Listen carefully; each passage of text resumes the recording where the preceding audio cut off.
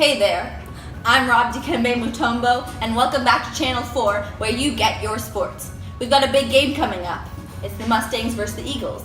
Now, let's go to Kathy with our field report. Stay safe and hydrated out there, Kathy. Thanks, Rob.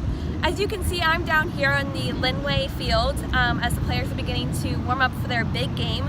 We have the Mustangs defending their home turf. As the game continues, we will be learning a little bit about the physics of football from a professor known as myself. That's right, you guessed it, I'm a professor and an announcer. Woo!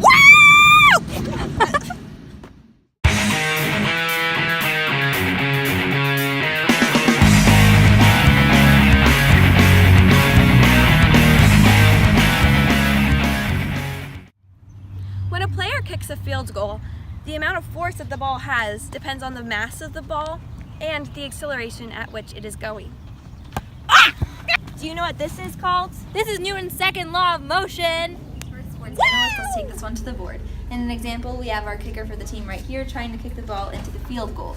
The mass of the ball would be 0.5 kilograms, and the acceleration of the ball is 10 meters per second.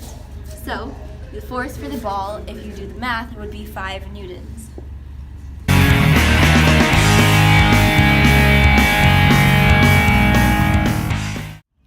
When two players collide with one another, it exemplifies Newton's first law of motion, which explains that every object will continue in motion until it is stopped by another object, or force.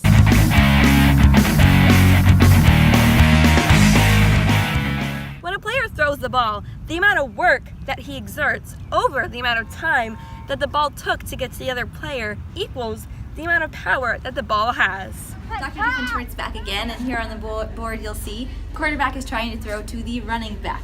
The quarterback puts in 500 joules of work, and the ball gets there in 5 seconds, which means the power on the ball would be 100 watts. Pass! Pass! Oh! Wow, that player had a lot of power.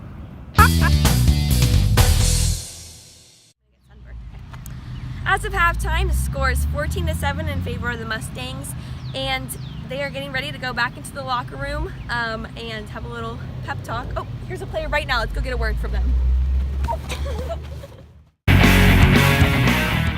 Oh my goodness, they've done it again. The Mustangs have scored another touchdown. Oh, yes!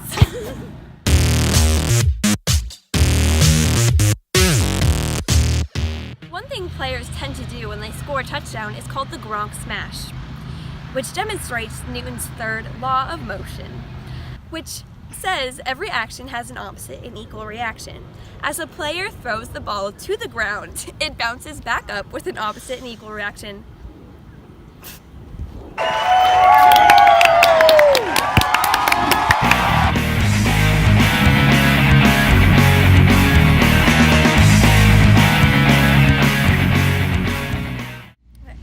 When a player is running, the amount of work that they have is determined by the amount of force they give off and the amount of distance that they run. Here we have the running back for the game, and our running back wants to get to this spot.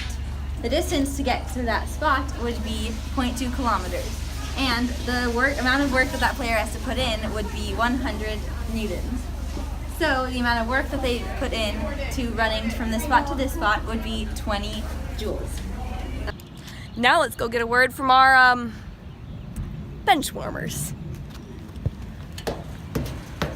Hey, how you doing there, Jimmy? Hey, well, I haven't actually been in the game yet, but I might get in. Coach said he might put me in the game. Yeah, well, you're doing a great job. Yeah! So tell us, how are you getting your energy to sit here all day? Alright, well, I have my Gatorade. It's great. It has electrolytes in it.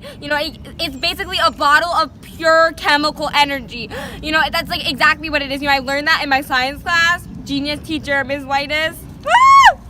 Thanks, Jimmy. I also use water. It's really good for you. H2O. Get that water. Now back to you, Rob. Oh yes, chemical energy! Congrats to the Mustangs for winning their big game, and thanks to Kathy for that great physics lesson. Tune in after this short commercial break to watch the great worldwide Kinball Tournament.